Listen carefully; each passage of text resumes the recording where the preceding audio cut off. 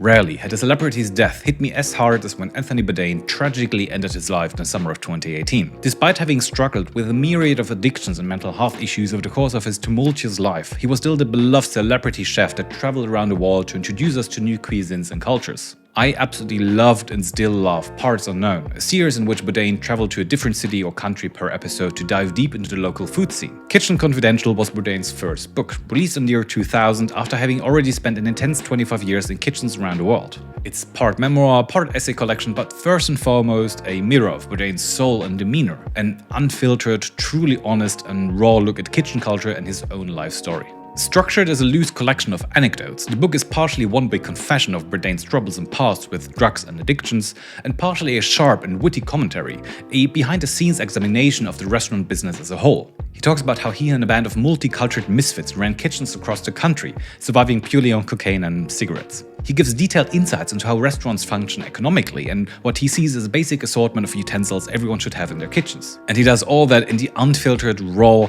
sex, drugs and rock and roll way that we know and love him for.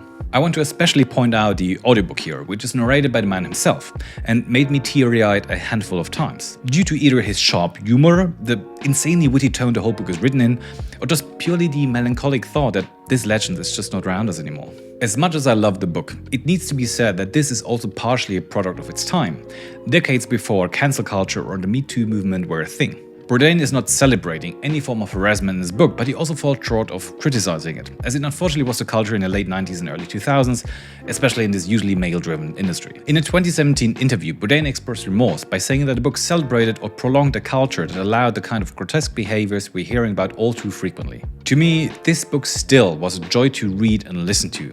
A reminder of the greatness of Anthony Bourdain and absolutely worth 4.5 stars. For more book reviews like this one, have a look at this playlist. Thank you and see you next time. Ciao.